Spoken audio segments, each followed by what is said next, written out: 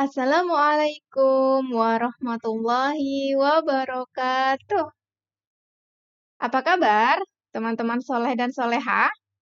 Alhamdulillah, luar biasa. Allahu Akbar. Teman-teman, Alhamdulillah hari ini kita bertemu kembali dalam pembelajaran tematik 2D dalam keadaan sehat walafiat. Mari kita mulai dengan bersama-sama membaca basmalah. Bismillahirrahmanirrahim. Teman-teman, pokok bahasan kita hari ini adalah tentang sampah. Ya, jadi kita akan membahas tentang sampah. Langsung saja kita mulai ya. Sampah. Macam-macam sampah itu dibedakan menjadi sampah organik dan juga sampah non-organik. Atau yang biasa juga bisa disebut anorganik ya. Apa itu sampah organik? Nah, sampah organik itu adalah, nih ya, kita lihat. Nah, sampah organik itu adalah sampah yang berasal dari sisa makhluk hidup yang dapat terurai sendiri. Sisa makhluk hidup itu bisa saja dari tumbuhan, bisa juga dari hewan. Nah, itu nanti sisa yang sudah kita manfaatkan itu menjadi sampah yang disebut dengan sampah organik yang bisa terurai sendiri oleh alam. Misalkan membusuk ya. Jadi itu terurai secara alami. Yang kedua itu sampah non-organik. Sampah non-organik itu adalah sampah yang berasal dari selain makhluk hidup. Nah, contohnya itu dari plastik dan juga logam. Nah, sekarang kita coba untuk mengenali tempat sampah nih. Teman-teman, biasanya kita itu melihat bisa di pinggir-pinggir jalan atau di tempat-tempat fasilitas umum, itu biasanya disediakan tempat sampah yang ada tulisannya, misalkan sampah organik, nah, sampah non-organik. Nah, kita harus kenali tempat sampah itu difungsikan untuk sampah yang seperti apa gitu ya. Sekarang coba sampah organik. Nah, itu sampah organik itu biasanya nanti adalah tempat untuk membuang sampah-sampah sisa dari makhluk hidup. Contohnya di sini ada tumbuh-tumbuhan ya, dari sisa tumbuhan misalkan ini ada apa? Daun ya. Kemudian ini buah. Ada juga sayur ya, ini wortel. Nah, sayuran ya, ini bisa juga bayam ya. Buah, sayur. Kemudian dari apa ini? Ikan atau duri ikan. Ini dari hewan atau binatang. Ini adalah tulang ya. Kemudian sisa makanan, ini kue. Nah, ini tadi juga ya, ini tuh tanaman atau tumbuhan. Nah, teman-teman, jika kita nih habis makan buah misalkan apel atau buah yang lain dan itu ada kulitnya atau sisanya itu jangan dibuang sembarangan, tapi buang ke tempat sampah, yaitu tempat sampah yang organik. Nah, biasanya itu nanti akan ada label-labelnya tuh teman-teman untuk sampah organik gitu ya. Jadi jangan bingung, ada tempat sampah organik. Nah, kedua, untuk tempat sampah non-organik. Nah, tempat sampah non-organik ini adalah tempat untuk membuang sampah-sampah yang berasal dari selain sisa dari tumbuhan atau makhluk hidup. Tumbuhan dan hewan itu makhluk hidup ya. Nah, contohnya nih di sini. Di sini itu contohnya ada kaleng ya. Ini kita bisa ya. Ini botol kaca atau mug kaca ya. Toples kaca. Berarti dari kaca ya. Kaca itu berarti juga non-organik. Ini juga kaca. Ini kaleng dari Ya, ini kaleng, kemudian ini ya masih kaleng-kaleng sampah-sampah plastik dan logam ya tadi disebutkan.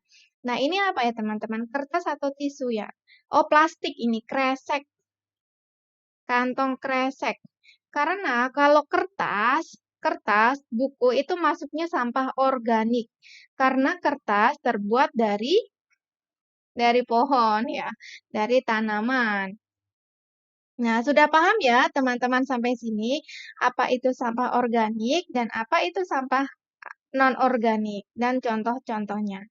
Jika kita tidak mempunyai di rumah kan tidak ada misalkan sampah organik dan non-organik, cara memisahkannya adalah dengan menyimpan pada kresek yang berbeda atau kantong sampah yang berbeda. Misalkan sampah botol di plastik sendiri, sampah sisa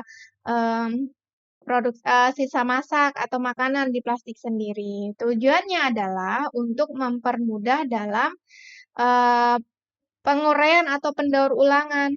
Karena botol-botol ini bisa didaur ulang menjadi produk yang baru. Sedangkan sampah-sampah organik ini bisa kita manfaatkan, misalkan nanti ada manfaatnya di slide selanjutnya ya. Kita hapus dulu jika teman-teman sudah paham. Ini sampah-sampah itu seperti ini ya, macam-macamnya. Jadi kita harus bisa memilah sampah mana-mana yang bisa didaur ulang secara alami ataupun harus didaur ulang memerlukan bantuan. Sekarang yang pertama akan kita bahas adalah sampah organik. Ya, sampah organik tadi disebutkan bahwa merupakan sampah yang berasal dari makhluk hidup. Makhluk hidup itu bisa tumbuhan, hewan ya. Nah, itu sisa-sisanya itu menjadi sampah organik. Nah, sampah organik ini di sini kita bisa lihat ya ada cangkang telur. Ini apa teman-teman? Ini biji ya, sepertinya biji labu. Oh iya benar nih, labu kuning ya. Labu parang, labu kuning. Kemudian ini ada sisa sayuran, daun bawang. Kemudian apa ya? Ini sayur-sayuran lah ya intinya. Ini adalah sampah organik yang pada dasarnya sampah-sampah ini bisa secara alami terurai, membusuk, kemudian kalau biji bisa numbuh lagi ya. Nah, seperti itu. Ini sampah organik. Nah, sampah organik adalah jenis sampah yang mudah terurai dan mengalami dekomposisi secara alami tanpa campur tangan manusia. Jadi kalau didiamkan begitu saja, dia pun akan terurai. Jadi ya membusuk gitu ya. Sampah ini cenderung lebih ramah lingkungan dibandingkan jenis sampah lainnya. Karena sampah organik umumnya berasal dari bahan hayati, makhluk hidup, atau sisa-sisa makhluk hidup ya. Nah, sampai sini paham ya teman-teman? Ini sampah organik. Jadi semua sisa atau limbah yang berasal dari makhluk hidup itu masuk dalam kelompok sampah organik. Nah, sampah organik sendiri itu dibedakan menjadi dua. Ada sampah kering dan juga sampah basah.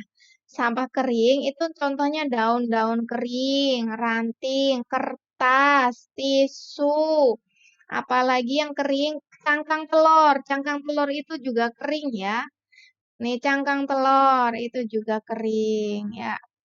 Kemudian yang basah itu dari sisa-sisa sayuran, buah-buahan, juga nanti em, misalkan kue gitu ya.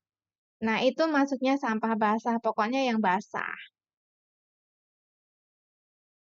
Oke, lanjut ya ke sampah non-organik. Nah, sampah non-organik itu apa ya teman-teman ya? Nih, sampah non-organik. Nah, ini udah tampilannya saja kita sudah tahu ya. Non-organik bukan berasal dari makhluk hidup. Di sini contohnya itu ada botol plastik. Kemudian ini ada kardus atau box susu ini ya. Kemudian ada ini apa? Styrofoam. Ini apalagi kantong kresek. Bisa juga logam ya. Ini ya juga sampah-sampah logam juga bisa ya di sini. Dan ini butuh campur tangan manusia untuk proses pendaur ulangannya. Nah, coba kita lihat apa itu sampah anorganik, non-organik ya, non-organik atau anorganik juga boleh. Adalah jenis sampah yang sulit terurai dan mengalami dekomposisi alami. Dekomposisi alami. Karenanya butuh campur tangan manusia untuk mengelolanya. Jadi biasanya itu kalau sampah plastik itu nanti bisa didaur ulang menjadi produk yang lain. Ya, biasanya begitu diolah kembali. Ya, sampah logam, sampah kaca itu pun demikian. Selanjutnya manfaat sampah. Yang pertama manfaat sampah organik. Kupras hanya menampilkan beberapa saja ya manfaatnya. Di sini coba kita lihat sampah kemudian ini menjadi gembur ya.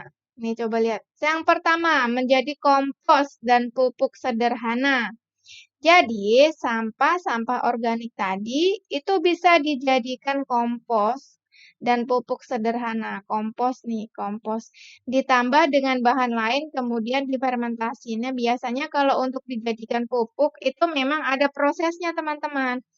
Biasanya ditambah dengan bahan lain atau zat lain. Baru nanti difermentasikan. Jadi nanti dia berubah seperti cairan itu dan bisa digunakan sebagai pupuk sederhana. Kemudian yang kedua ini sebagai pakan ternak. Nih, yang menarik nih teman-teman. Sampah yang sudah menggunung itu bisa dimanfaatkan sebagai pakan ternak, tentunya melalui proses terlebih dahulu. Salah satunya menggunakan bantuan lalat tentara hitam. Pernah dengar?